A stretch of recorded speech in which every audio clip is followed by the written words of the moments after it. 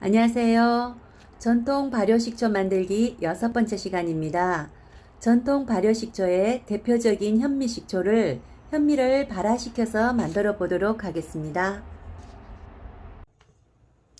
발화현미를 만들 때 중요한 것은 도정한 지 오래되지 않은 쌀을 구입하는 것입니다.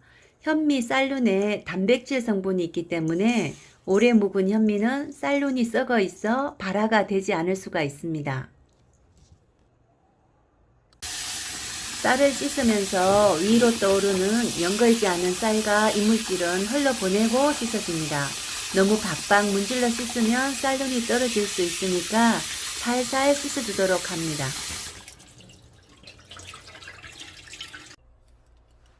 현미를 깨끗이 씻어서 4시간 이상 불려주도록 합니다.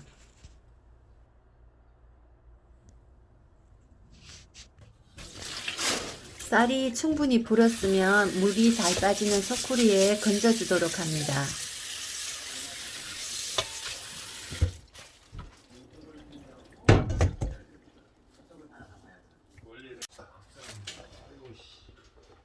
젖은 면보를 쌀 위에 덮어주고 생각날 때마다 서너 시간 간격으로 물을 줍니다.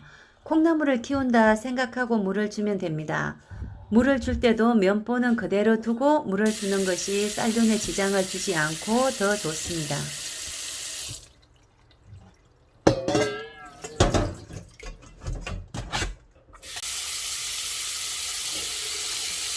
발화하는 과정에서 현미는 끈끈한 액체를 배출합니다. 수용성 미네랄이 빠져나오는 것이지요. 그대로 두면 쌀이 상할 수 있고 나중에 밥을 한 후에도 냄새가 날 수 있습니다. 물을 충분히 받아서 한 번씩 전체적으로 헹궈주는 것도 중요합니다. 30도가 넘는 한여름에는 실온에 너무 오래 두지 말고 충분히 불린 후에 냉장고에서 발화를 하도록 합니다. 보통 2, 3일 정도면 발화를 합니다. 싹은 1mm 정도일 때가 피틴산도 제거되고 영양성분도 많고 흡수율도 높으니 1mm 정도 자랐을 때 멈춰주도록 하는 것이 좋습니다. 냉장고에 넣어 두어도 싹이 금세 자라니까 1mm 정도 싹이 나왔을 때 건조를 해서 사용하시는 것이 좋습니다.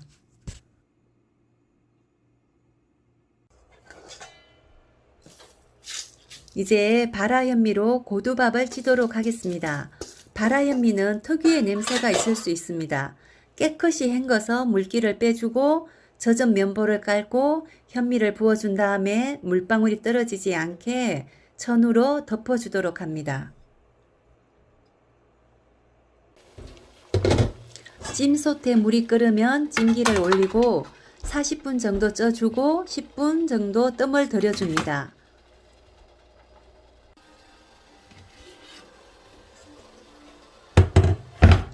중간에 한번 뒤집어 주어야지 계속 그대로 찌면 아래쪽에 있는 쌀이 너무 불어서 터져버릴 수가 있으니까 중간에 한번 뒤집어 주도록 합니다.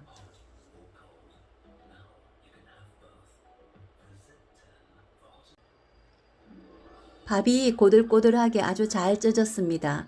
그대로 싸늘하게 식혀주도록 하겠습니다.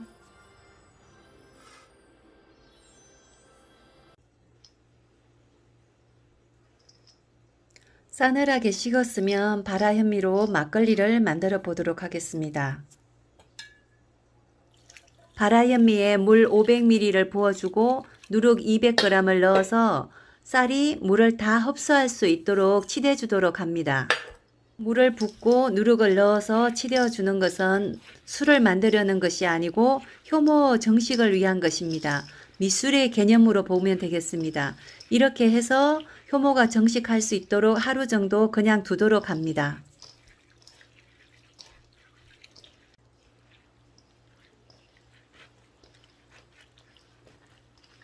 충분히 치대서 쌀이 물을 다 흡수할 수 있도록 해줍니다. 골고루 전체적으로 물을 흡수할 수 있도록 치대 주도록 합니다.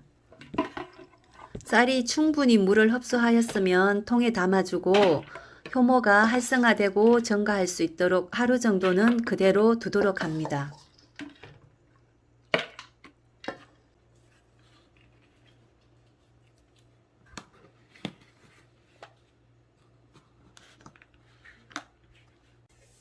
하루가 지나자 쌀이 빵처럼 부풀어 올랐습니다. 효모가 많이 정식되었다는 것이겠죠.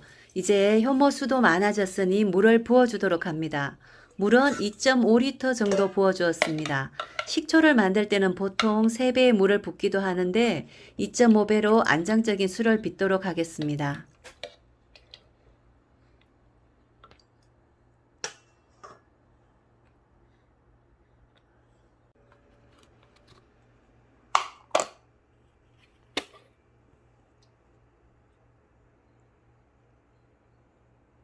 술을 안 치고 5일째입니다.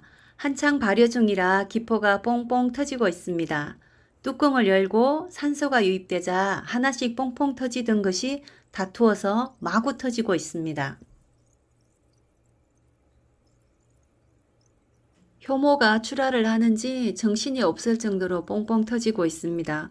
배속이 아니라 정상적인 촬영이라 저도 이렇게 빠르게 터지는 모습은 처음 봐서 깜짝 놀랐습니다.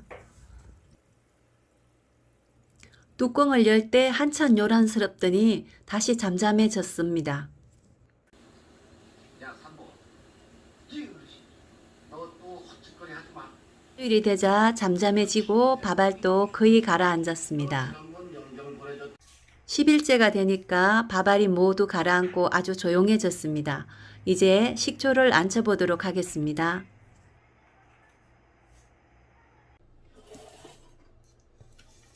막걸리가 딱 3리터가 나왔습니다. 약간 도수가 높을 듯도 하지만 식초를 안치기에는 괜찮을 것 같아서 가수하지 않고 그대로 식초를 만들도록 하겠습니다.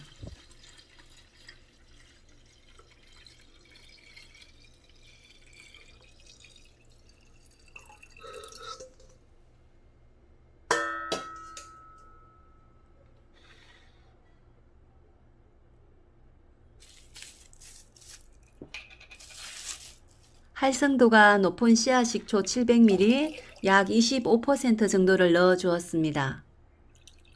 씨앗식초로 사용하는 식초는 산도가 높은 식초보다는 만들어서 오래되지 않는 활성도가 높은 식초가 훨씬 더 좋습니다. 산소가 유입되게 충분히 저어주고 씨앗식초가 골고루 섞일 수 있게 해줍니다. 산소가 유입될 수 있도록 면보를 씌워주고 식초가 발효될 수 있는 환경을 만들어 주도록 합니다.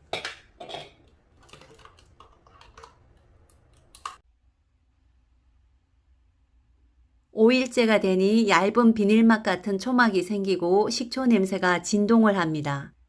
어디서 나타났는지 초파리도 나타나고 이때 통을 만져보면 식초가 발효를 하는 중이라서 통이 뜨끈뜨끈합니다.